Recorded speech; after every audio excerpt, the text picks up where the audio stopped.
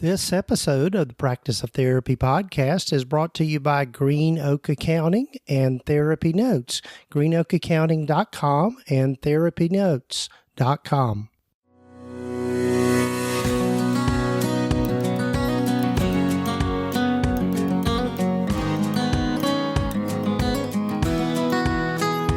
This is the Practice of Therapy podcast with Gordon Brewer, helping you to navigate your private practice journey.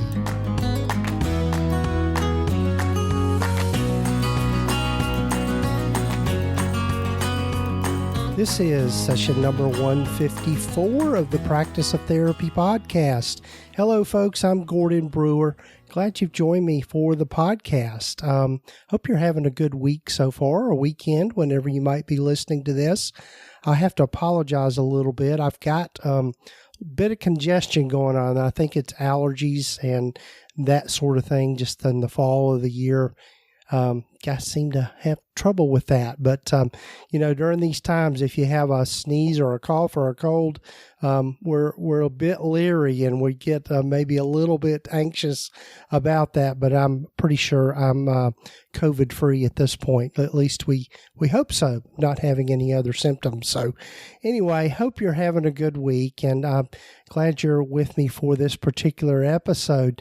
I'm going to be, in this episode, I interview Faith Dulin, and we kind of delve off into really kind of talking more about clinical things and just being able to engage with clients and particularly working with difficult clients. I know one of the things that's really, from a business standpoint, one of the things about doing clinical work, doing the clinical side of things, you really need to do sound clinical work and be able to provide good engagement with your clients and with your patients. And that is just what we would refer to maybe as good customer service, by being able to do that. So we talk a little bit about that and being able to, some of her experiences as a newer therapist, and just being able to work on boundaries with people, and also working with those clients that are maybe a little more difficult to engage with.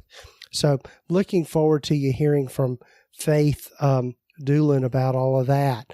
But before we get to Faith, I'd like to invite you to head over to the Practice of Therapy website, and that's just practiceoftherapy.com, and click on the Cool Resources button.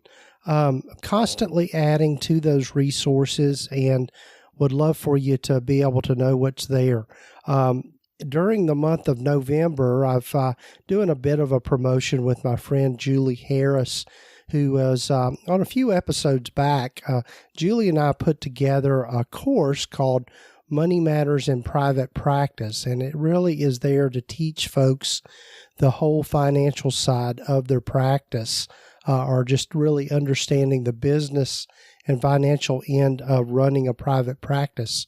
And so if you'll use the coupon code just simply Julie2020, you can get 20% off that course. But if you'll go to practiceoftherapy.com/money matters, you can see what that course is about. We've had just a lot of people sign up for that course, and feedback we're getting around it is just that it's a very helpful course. It really goes into a lot of detail, and there's just a lot of instruction there. It's one of those courses that's a bit longer, but the thing about any of the courses that you sign up for within the Practice of Therapy is that you get lifetime access. And so you can really have the leisure of just kind of going through at your own pace and really kind of picking and choosing the parts of that course that are most relevant to you. The other thing I wanted to, again, remind folks of is the Group Practice Outfitter. And this is another course that I've put together with my friend Dr. David Hall, where we really go into teaching particularly solo practitioners how to make that transition into group practice. And so those materials are becoming available. I say they're becoming available. We're going to be releasing the next cohort, or the next availability of that course will be in sometime here in the next few weeks. And so be sure and just check that out and get your name on the list there so that you can be made aware of that course. And if you'll just go to practiceoftherapy.com/group practice outfitter, you'll be able to find out more about that particular course and those materials there. So again, I'm constantly working on materials that hopefully are helpful for you in your private practice. Also, before we get to Faith, I'd like for you to invite you to go over and check out our sponsors for today's podcast. I mentioned Julie Harris, and she's a good friend, but Green Oak Accounting, greenoakaccounting.com is one of our sponsors for the podcast. And if you'll go check them out, greenoakaccounting.com, and be sure and let them know that you heard about them here on the podcast, and they'll do a free consult with you. Green Oak Accounting specializes in working exclusively with mental health providers in private practice. Regardless of whether you're in solo practice or a group practice, they are financial experts, and Julie's one of those go-to people that if I have questions, I can ask her about those. But they will do a free consult with you and help you make sense out of the financial side of your practice. Also, I'd like to invite you to check out TherapyNotes, therapynotes.com. They are the leading electronic health record system. Boy, my tongue is tied this morning. For private practices. They're who I use in my practice. And they have a wonderful telehealth portal for those of us that are going back and just doing nothing but telehealth at this point during this particular pandemic that we find ourselves in. But be sure and check them out. And if you'll use the coupon code Gordon, just GORDON, you can get 2 months of their services for free. So now, without further ado, I'd like for you to listen to my conversation with Faith Dulin.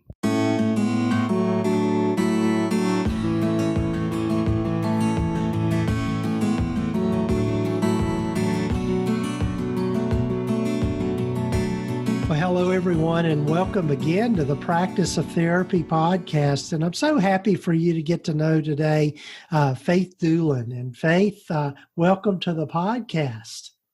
Thank you, Gordon. I appreciate you having me today. Yes, it's so great to get to know you and talk about what we're going to be delving in today, because I think it's an important topic, and I think one that most people would be interested in, and that is, number one, working with difficult clients, which I've never had any, but no, I'm just kidding. So, that and boundaries. So as I start with everyone, why don't you tell folks a little bit about your private practice journey and where you're from and how you've kind of landed where you've landed.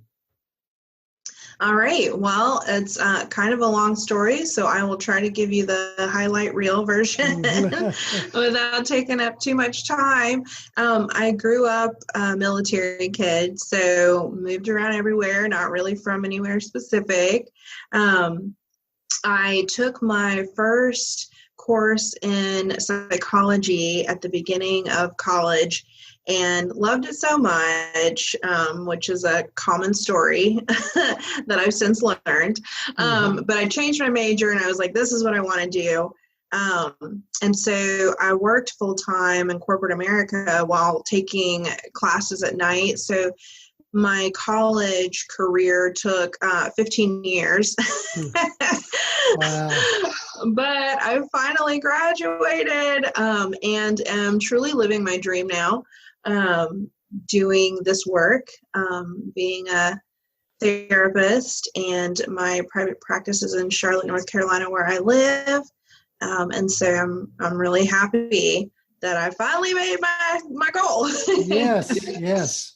That is great. That's great. So, so one of the things maybe a place to start is that you're really passionate about boundaries, and then also working with difficult clients. So tell folks more a little bit about kind of your passion and kind of some ideas that you have around those things. Okay, yeah. So I'm working on a book right now, writing a book called Boundaries and Balance. And when I was in my early 20s, I stumbled upon the Boundaries book by Cloud and Townsend. Have you heard of it, Gordon? Mm-hmm. Mm-hmm. Yeah. And it really revolutionized some beliefs that I had around interpersonal engagement and how I could have boundaries for myself, but not be a mean person. I've been a recovering people pleaser for a long time. I think a lot of us are. Exactly. Yeah. So that gave me a whole new perspective, and I really liked the concept and have tried to integrate the ideas into my life since then. I've noticed it comes up a lot with the clients that I work with. And I have referred several clients to that book to check it out and sort of learn more about the concept. It does come from a pretty heavy faith-based perspective. Mm-hmm. And so that's not consistently been a good fit for all of the clients that I've worked with, and as far as reading it. So what I'm sort of working on is putting together a book around the concept of boundaries that doesn't have a religious foundation with its perspective, and just gives some practical and applicable tools on how to set boundaries and not feel like a jerk. Right. In thinking about just us as therapists, where do you see that we struggle the most with boundaries? As therapists, well, let's see. I've heard other clinicians struggle with the relationships they have with their clients. They're heavily invested in their clients' lives and their success, obviously. And so there are your typical things that come up, like social media interaction, or if clients should contact you over the weekends.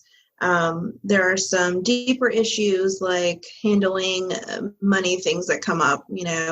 A client owes you money, and if you're a solopreneur, as I am, you handle the client relationship and the money and business relationship as well. So having boundaries around that. For me, I will totally admit and throw it out there that I continue to work really hard on my own boundaries. My personal therapist actually called me out recently, and I was whining about working too much. I'm not sure about you, Gordon, but COVID has done a doozy on folks. Yeah. So I've had a huge influx of clients, which is great. I'm not complaining about that at all, but just I tend to try to be very accommodating. So I'm going in early and working late and seeing back-to-back clients, not really taking a break. So I was complaining about that in my therapy session, and she made a comment about, sounds like you could use better boundaries. I was like, Yeah. I think that's it, and I think part of the thing you talk about being people pleasers, but I think just for most of us as therapists, we're just kind of, as I like to say, just have a real caring heart, and we like to be accommodating and that sort of thing. But it can take its toll on us, and I know that's one thing that I have. I can maybe say I'm a little bit proud of is I've got my schedule and I stick to it, and these are appointment slots that I have available, and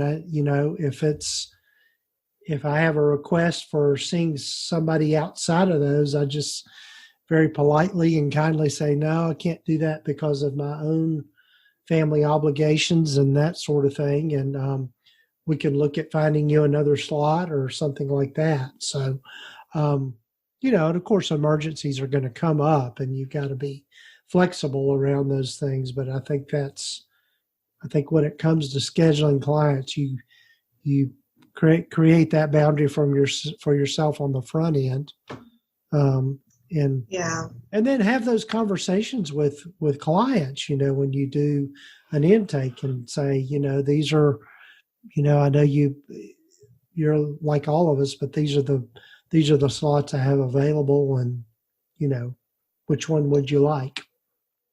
Absolutely, Gordon. You're absolutely right. Right. And that's something that I was doing a better job of, right? And so Uh-huh. I think for my personal journey with growth and boundaries is that I thought, okay, I'm doing great on this. Check the box. I have good boundaries. And I gradually tend to fall away from that. And so you're absolutely right. Having your schedule, sticking to it. And I liked what you said too, because I'm trying to look at boundaries and balance. I think there are emergencies, like you said. There are times when we'll need to bend or be flexible a little bit to accommodate a situation that calls for it. But when you turn that into a habit, as I tend to do, Mm-hmm. And neglect my personal responsibilities and things like that, then it's an issue, Right. And you're absolutely right. So Right. I'm Yeah. still working on it.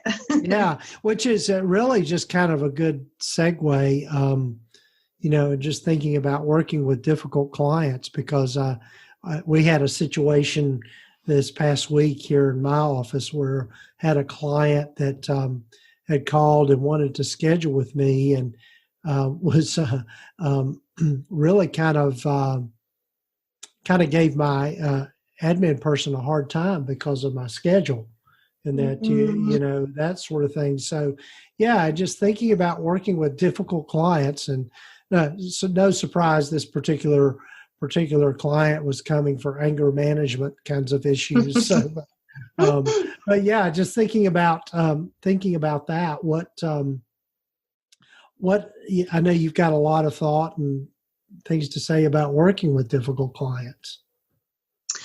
Well, thank you. Yeah, for that question.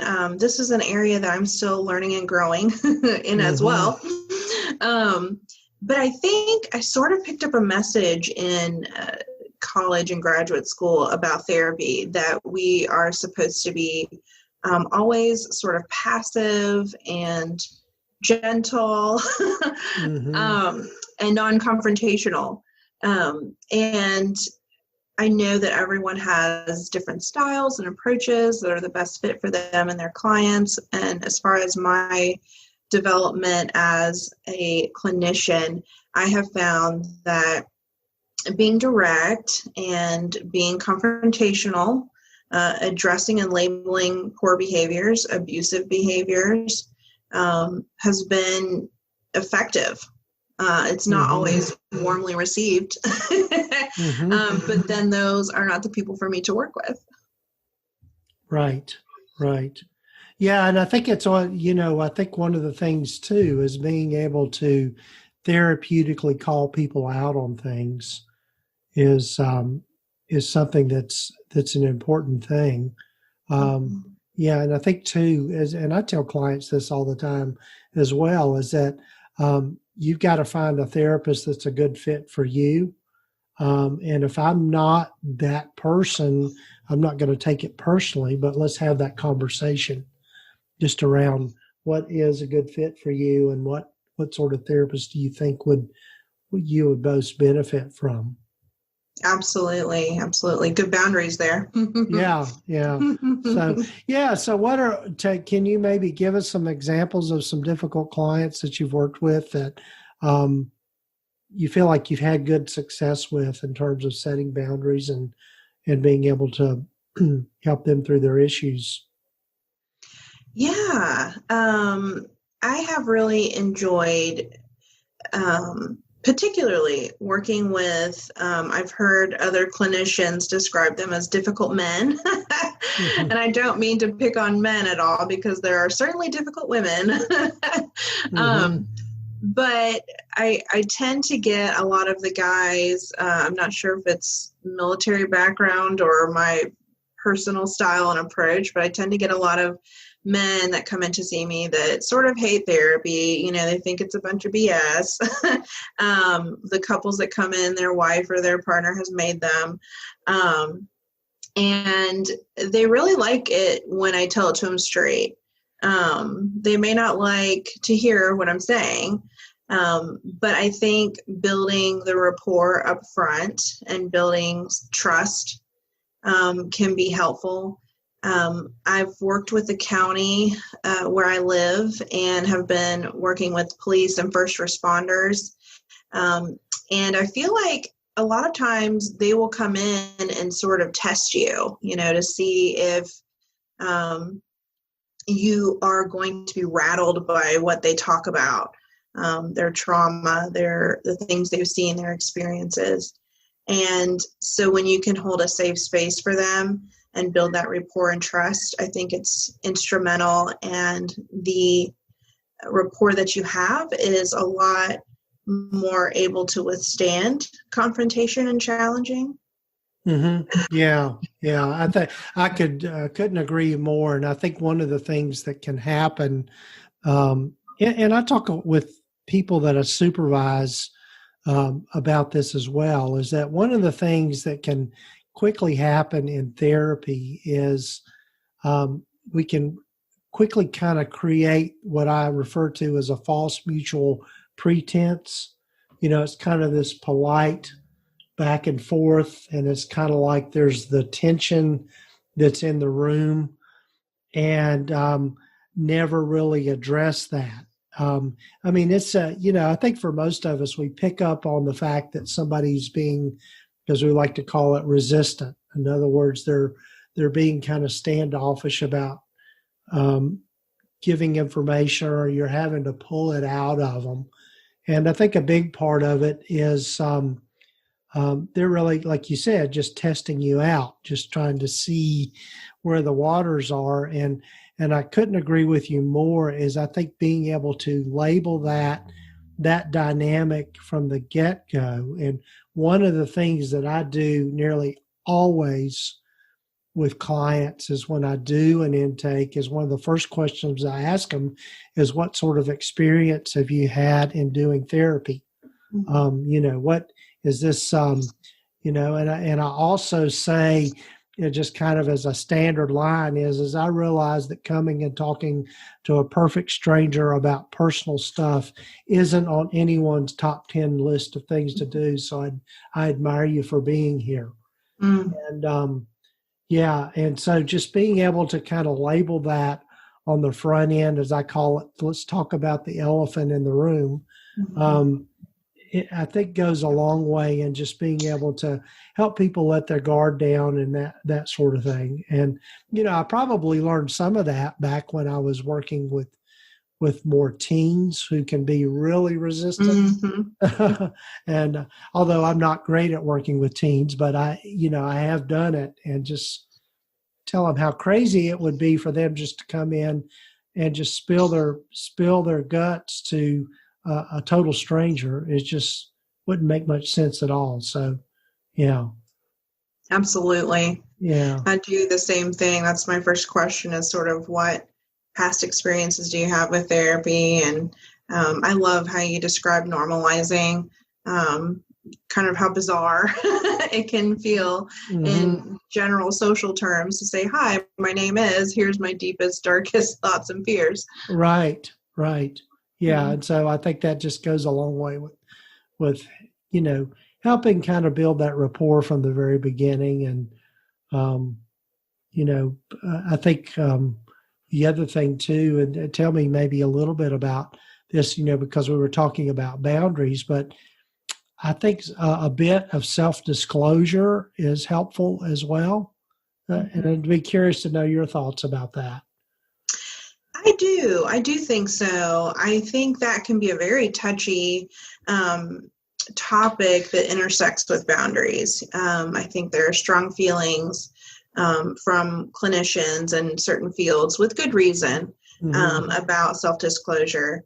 I try to generally think, if I feel it will be helpful to their process, then I will share. I probably share more than most, not to make the conversation about me at all. But I've noticed that it can be disarming when someone feels defensive or misunderstood. And I've also appreciated from my perspective that I think it helps build that rapport. I don't come from a perspective of I'm the expert and I'm teaching you and you need to listen to me. I try to think of the client and I as more of equals that are on this journey together. And I'm trying to figure it out just like they are. And some of my experiences and some of my training may really help them. So I tend to lean a little bit more into vulnerability than I've heard some other folks. What are your thoughts on that? Yeah, same for me. And I think, I think it goes a long way with it really just kind of building credibility with clients to be able to talk about some of my own struggles that I've gone through and to be able to share those things. I know my friend Jeff Gunther, who is at Therapy Den, he's been on several episodes in the past. That's one of the things that he hears from clients. He has a podcast, and hopefully, Jeff, I'm giving the name of your podcast correctly here. I think it's called Tell Me More, and it's just interviews that he has with clients about coming to therapy. Nice. On the podcast. So it's a really cool thing. And I think one of the things that he hears as a theme is that people feel better about a therapist that does a bit of self-disclosure about their own struggles and just being about, talking about how they've handled it in their own life. And so I think that is, and I think that's, again, what helps with, dealing with difficult clients. I think if you can, the ones that you have to spend, there are some clients I think you just have to spend more time on that, and as like to refer to it as that engagement and alignment with therapy, and so that they're bought into the therapeutic process. Absolutely. Yeah. Absolutely. Yeah. And you mentioned working with law enforcement and also it sounded like you work a good bit with some veterans and that sort of thing as well. And I think that's a real important piece because those are particularly the kind of trauma that a lot of those folks go through. My brother-in-law, it was in law enforcement, and he and I have had that conversation. Is there's kind of like there's a camaraderie there that really people in the military, people in law enforcement, really kind of it's kind of a sacred space for a lot of them. Yeah. Being able to have that. So, yeah. So. Absolutely. And it can feel inclusive sometimes and maybe exclusive to sort of outsiders, civilians, right. if you will. Right. And a lot of them are afraid to seek help. I talked to one gentleman and he said, the local police force is trying to do more with supporting mental health. So they gave us a person on staff that we can go and talk to if we need to. And he said, you walk into the headquarters and there's all these glass offices and his office is right there. And no one is going to go into that guy's office. Yeah, right. They don't want to be seen by their, fellow comrades going in there and someone's going to say, what's going on? You cracking up, man? For it to be looked at as falling down on the job, not being competent. So it makes a lot of sense what you said. Absolutely. Right. Yeah. So I know you shared with me that you're working on a book. And so tell folks a little bit more about that and just the stuff you're putting together. Thank you, Gordon. Yeah. Boundaries has been discussed a lot before. There's the classic Cloud and Townsend book about boundaries. Are you familiar with it? Yes. And so I'm trying to write a book that has applicable practical strategies for implementing boundaries and not feeling guilty about it. And it's a bit different from the Cloud and Townsend book in that it doesn't have the faith-based perspective right. alongside the material. So Yeah. I'm kind of excited to be able to have that as a resource to refer to folks that may find that approach to be a little bit better fit. Like we've talked about, different things fit better for different folks. So I want them to have this option as well. And is the book really geared more towards, I guess, just everyday folks rather than therapists? Is that really kind of your intent with that? Yeah. Yes. That's great. Yeah. The one thing about that, I think doing those kinds of things, which I think is real important for therapists, particularly like you that are solo entrepreneurs kind of thing, is finding ways to create, diversify your income, other streams of income besides just doing therapy. So I think it's a brilliant idea.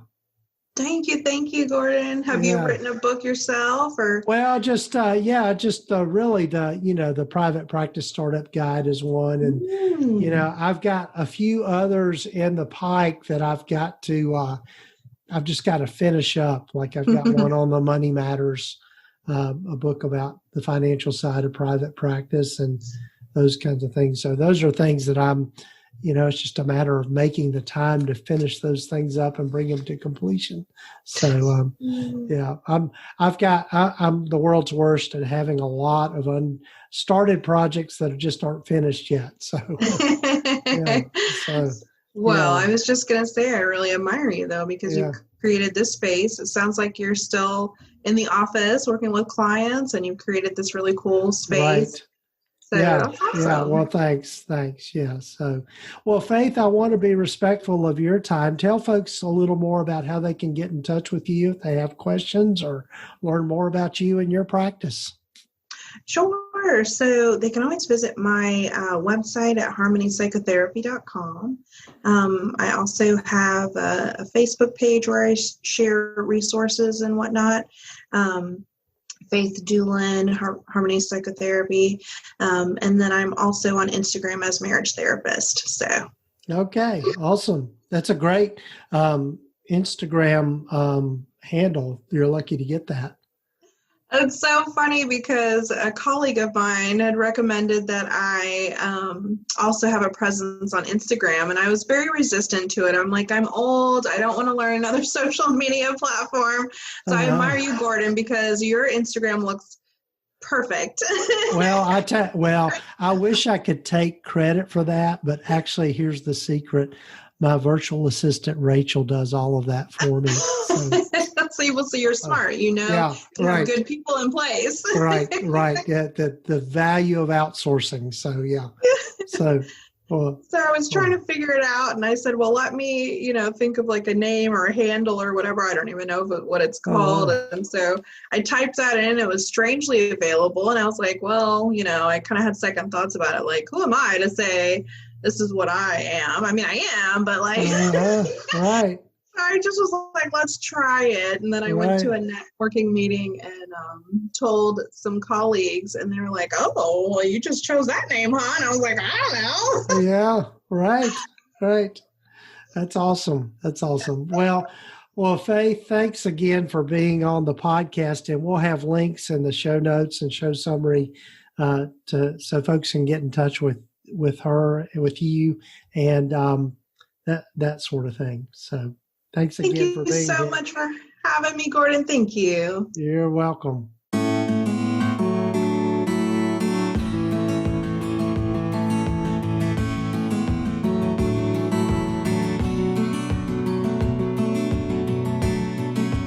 Well, folks, I hope you enjoyed listening in on my conversation with Faith. I'm very grateful to her for joining me on the podcast. I think one of the things that all of us can stand to do, and that is just continue to hone our skills with working with particularly with clients. And I know in my previous episode with Catherine Escare, we talked about that and the importance of ongoing supervision and ongoing, clinical work of really kind of sharpening the saw, in developing our clinical skills.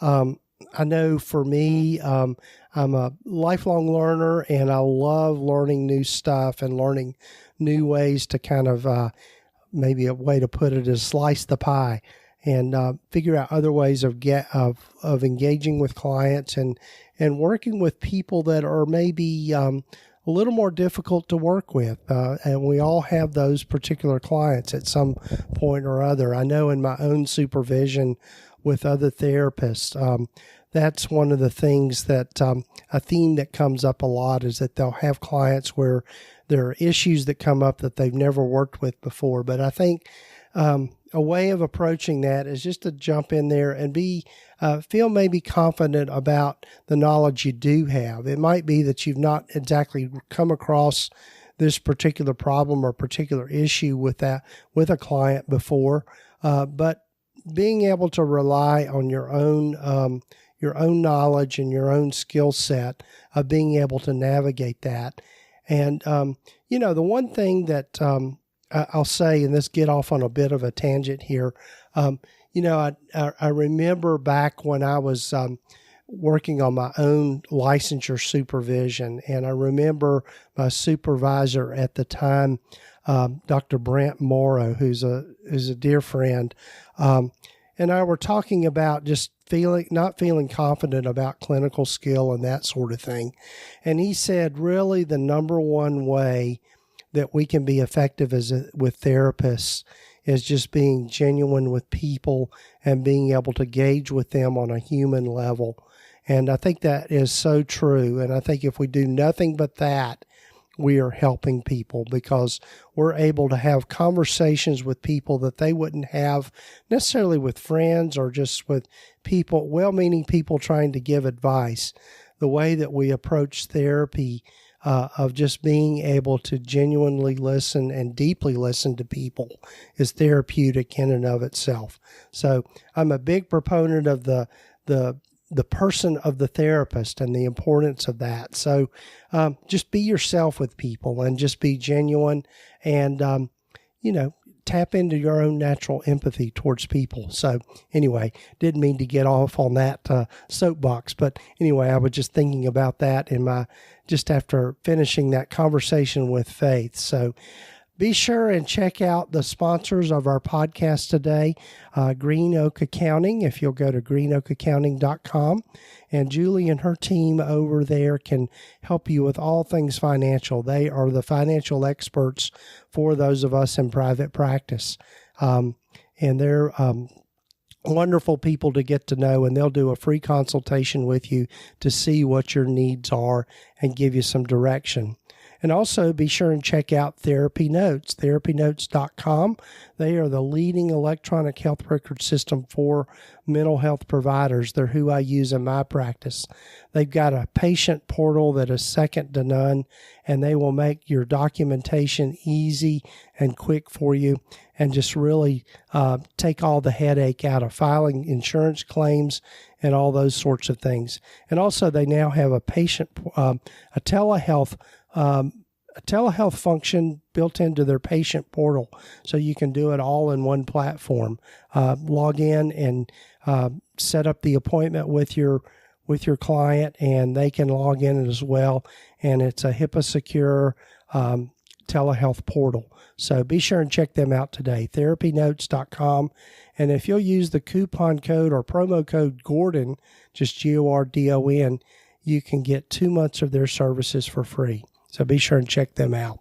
So thanks again for joining me for the podcast. Be sure and check out the resources on the Practice of Therapy podcast or Practice of Therapy webpage. The cold medicine I'm taking is getting my mind jumbled. So anyway, be sure and check it out, practiceoftherapy.com, and just click on the cool resources button there.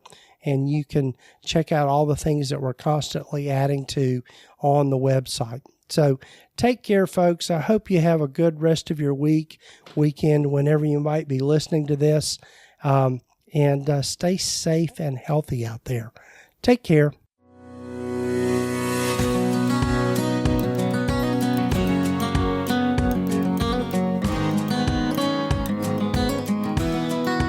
been listening to the Practice of Therapy podcast with Gordon Brewer.